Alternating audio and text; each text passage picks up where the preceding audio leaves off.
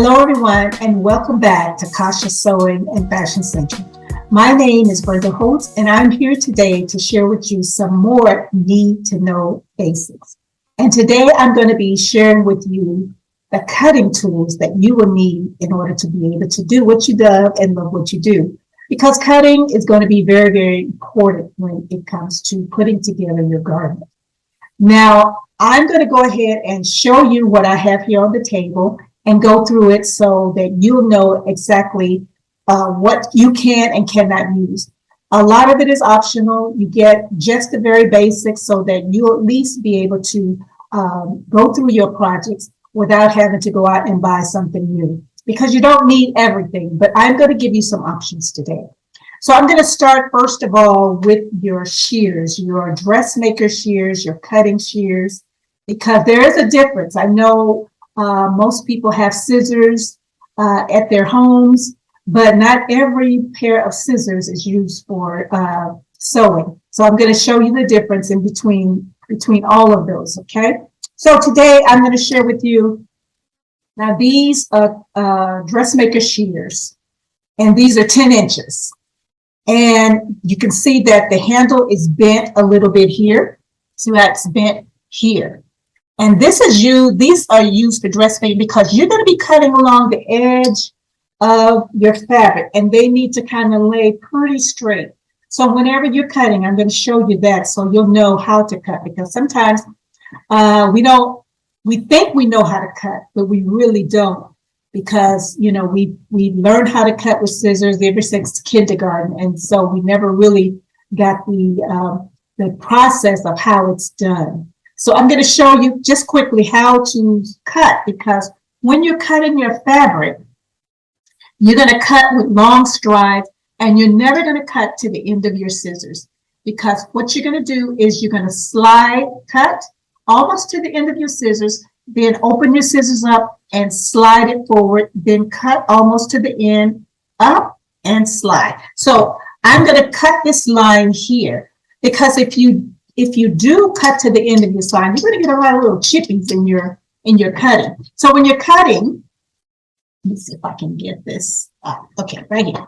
So I'm going to cut. I'm going to hold with the opposite hand. I'm left-handed, so I'm going to cut with my left hand and hold with my right hand. And it's always good to hold down what you're cutting. So when I cut, I'm going to open up my scissors really wide and take long cutting strides right on the line, because that way you can see the line as it lines up with your scissors. So I'm going to open my scissors up. I didn't cut to the end, and then I'm going to cut again. Because you're just going to slide your scissors up to where you left off, and then you're just going to cut. Just line your scissors up with the line or the edge of your pattern as much as possible. And you don't get a lot of chips. Let me show you this way. This is the side that I cut here. So you don't get a lot of chipping. Sometimes it's hard to line up the edge of your fabric with your seam guide if your fabric is not cut exactly on the line. So that is important too, because it's important for fit as well.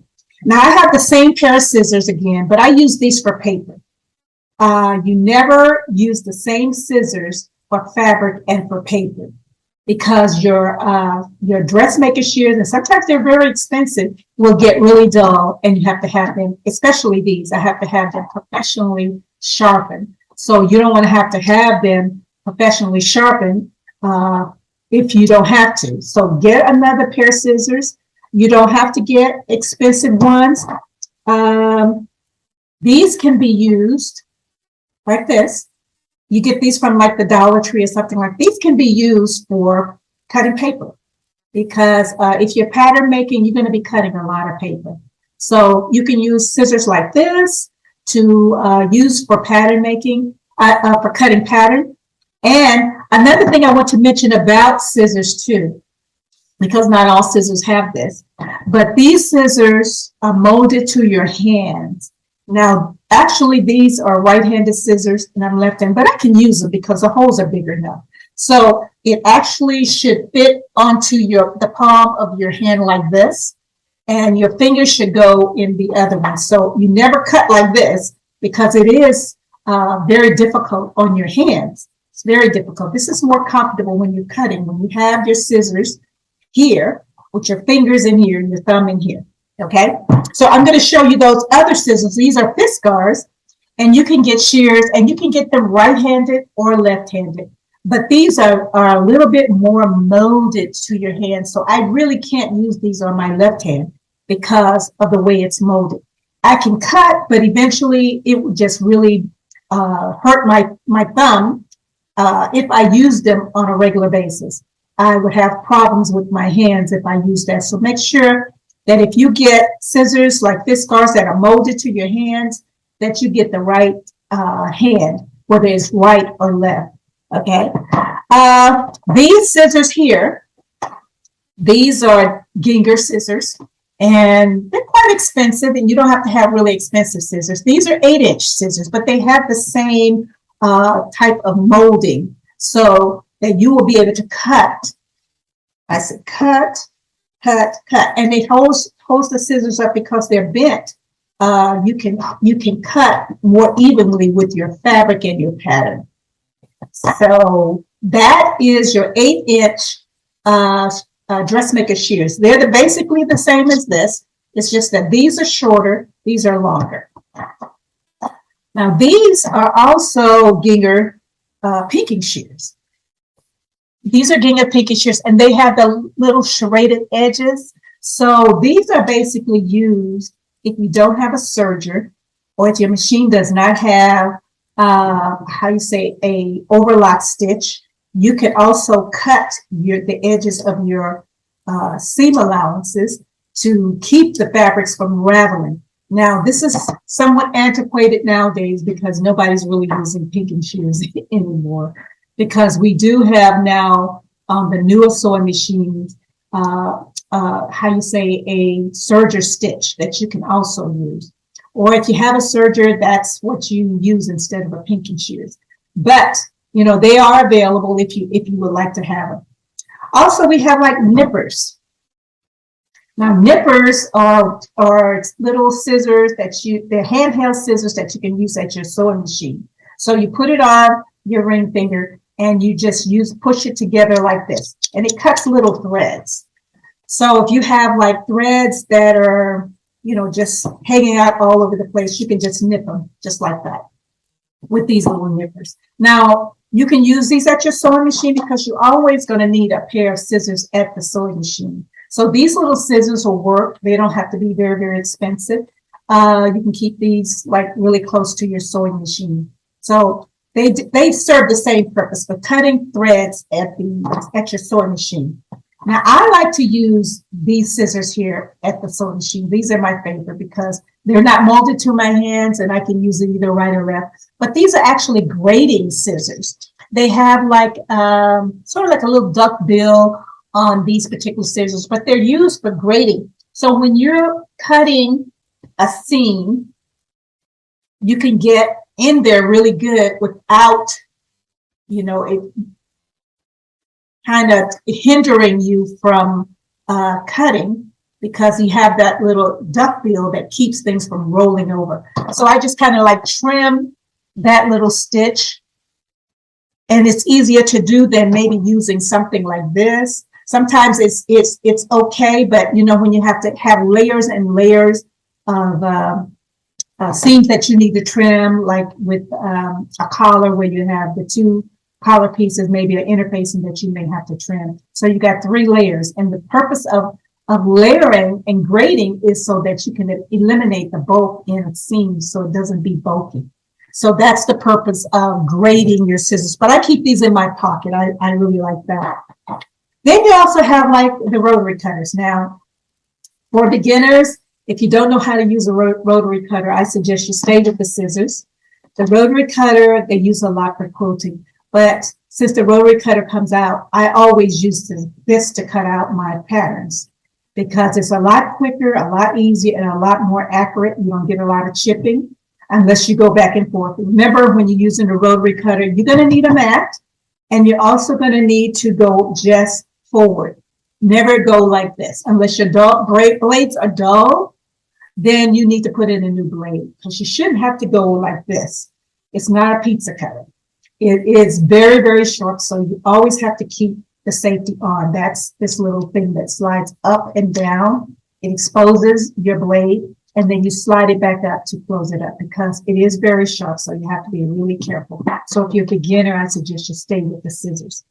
Okay, so now, again, I have a rotary cutter that I use for cutting my fabric, and this one I use for cutting out my patterns because you have to cut your patterns away from your sheets if it's a brand new pattern. So this is a quicker way of doing it rather than using my scissors. Also, you have your ripper. Everybody's going to need a ripper. Okay, and of course, you can use your ripper to rip seams. And when you use your ripper, you always start at the top and get it started. So you go in there because your cutter is in this little curve.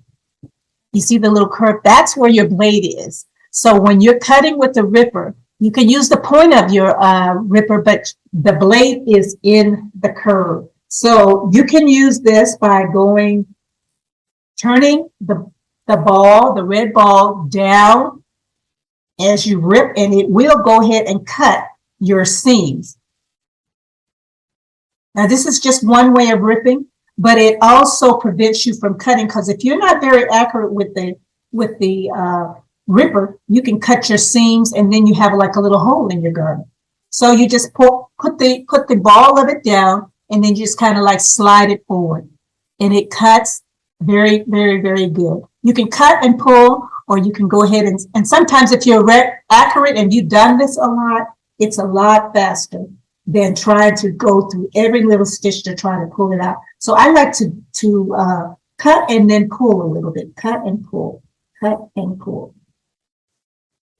That way you can get in there and get in there really fast. Because when you're working with a project, you just want to get it done.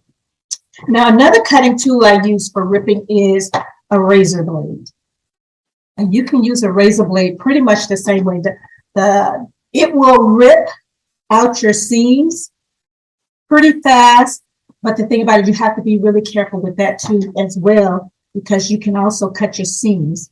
So what I do, and you can also cut your hands. So always get the ones that have the safety edge on it, like this. And you just kind of tap it a little bit in the seam and pull. Now you'll eventually have to pull out the little threads that it makes, but it rips really fast.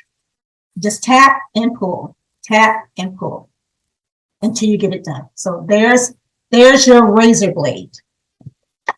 Okay, I think I got through all of my cutting tools, and you may have some that you prefer to use because sometimes these rotary cutters come in ergonomics type of rotary cutters too. So there's so many things out there on the market that you can use. But these are basics. You decide which ones you want, because all of these tools I don't even use. Most of the time when I'm sewing, I have maybe this one. When I'm doing patterns or anything like that, I use this one and my rotary cutter and my razor and my seam allowance, my seam ripper, of course. But that is your cutting tools for today.